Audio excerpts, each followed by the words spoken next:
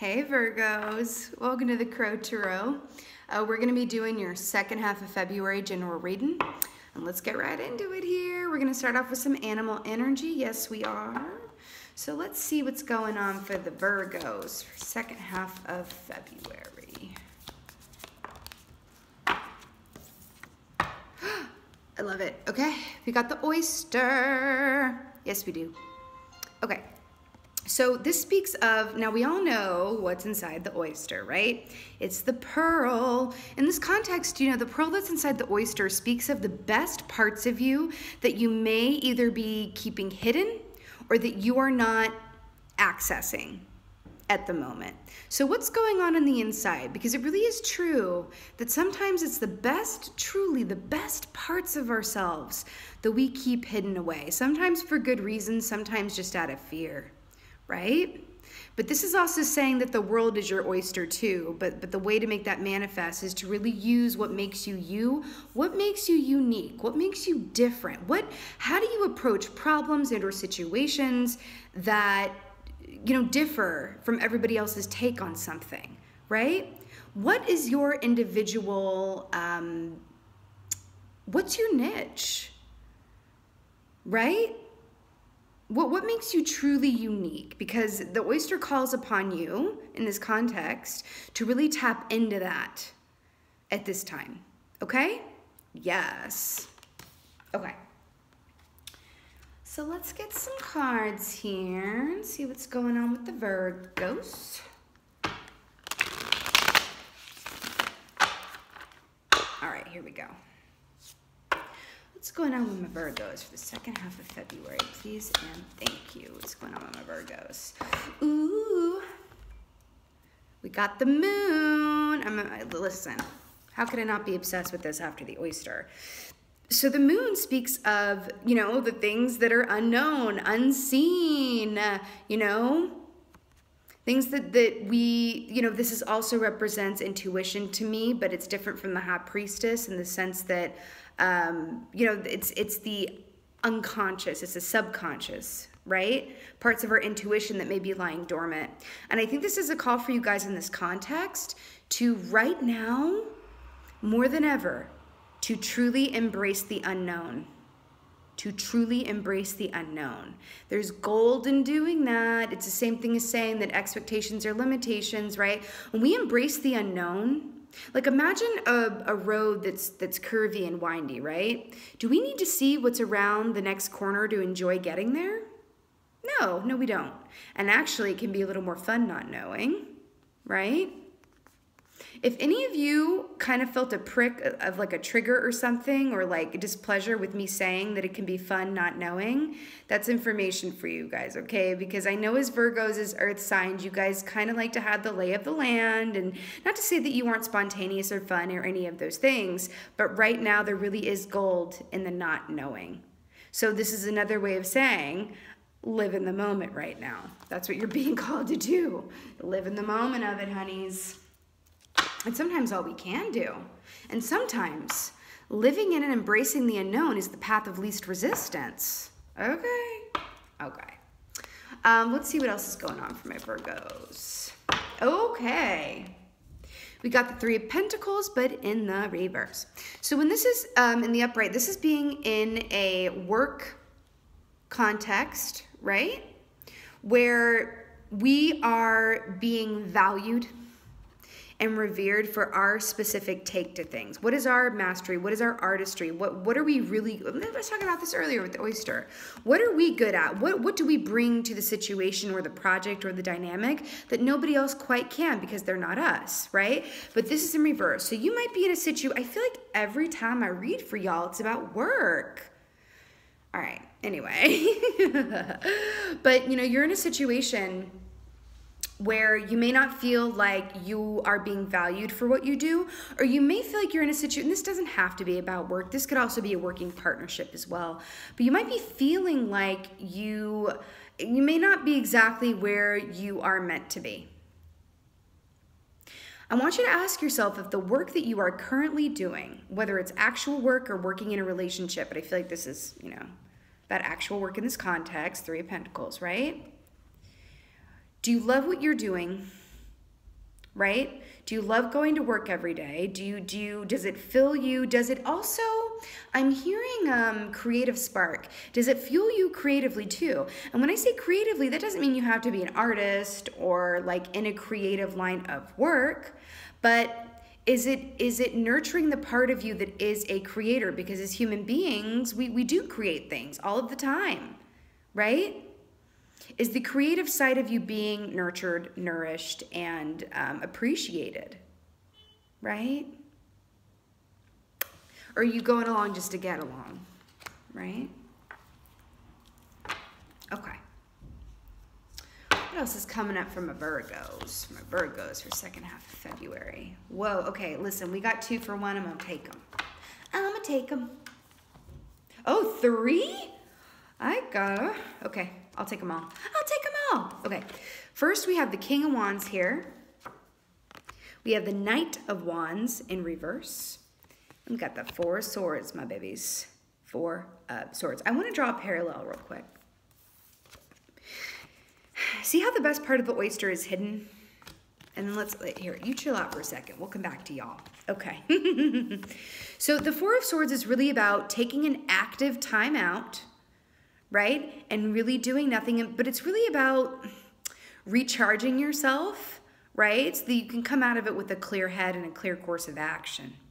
But this is also speaking to me to really go inside and tap into the part of you that really makes you you, what makes you a true, unique, singular individual. And get guidance and perspective from that, right? I really want you to ask yourself, what makes me different?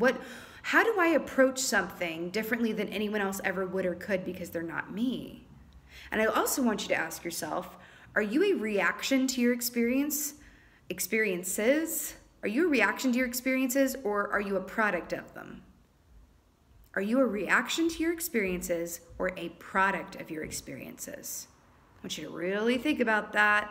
That's also what 4 of Swords means for me, okay? But we also got the King of Wands in the upright, and then the Knight of Wands in reverse. So this is moving in, just really rushing ahead. And sometimes, you know, with the Knight of Wands, it can be an energy where you rush full throttle into something and then you regret it later because you didn't really take time to think about it first, right? Take your time to think about it.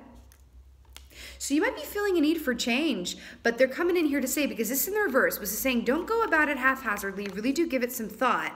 But I love this because we've got the King of Wands. The King of Wands has never made a decision that he regretted, ever, because he took the time to really think about it carefully, but he feels about it too, right? He thinks and feels about it, right?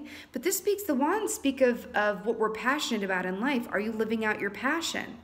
Even if, let's say that you're in a job. Let's say that you're in a job that pays really well, or it pays well enough and you're able to pay your bills, right? Are you passionate about it though? And if you know you're feeling like you want to stay where you are work-wise because it's working for you, or it's getting your basic monetary needs met, don't forget to temper that as well with what you are passionate about. So maybe that translates to you coming home from work at the end of the day and even using your weekends to really do what makes you passionate, because I'm feeling a little more emphasis on kind of like the right thing to do, or monetary based things, or 3D things. But don't forget to, in your time, like also fuel your artistry. And your artistry can be many different things. It can be writing, it can be even just reading a really good book that gets your creative mind. It's like imagination cardio. I always say that reading is cardio for the imagination, right? It could be different for everyone. This could also just be like I don't know, spending time, even if it's like playing really fun video games, right? Where it just frees up your mind and you're just kind of going into another place and world, right?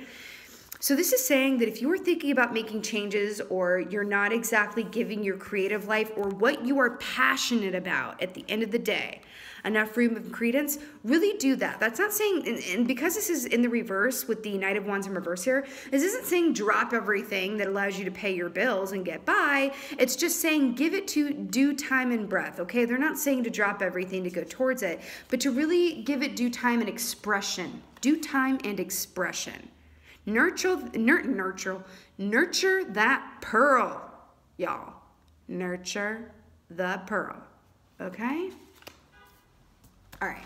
Let's add some clarifiers. Oh my gosh, I've been going on for so long that we haven't even gotten to clarifiers, but there's a lot here, so we're gonna go with it. Okay. Let's talk about this moon card, why don't we? What is this moon card doing here for my Virgos? What is this moon card doing here? Why is the moon card here for my Virgos? Yeah, yep. Okay, so we got the Eight of Swords here, right? Remember how I was talking about embracing the unknown? This is the pretty much damn near the opposite of embracing the unknown. But this is also a mental prison from which we can't escape because we are the warden. We are the warden of our own mental prison when this key comes up here. Okay? But I feel like this is also how you're feeling about the unknown. It's like you can't see things clearly about what's coming up. And so it's causing you to get into this place of like, ugh. Right? But I want to draw another parallel here.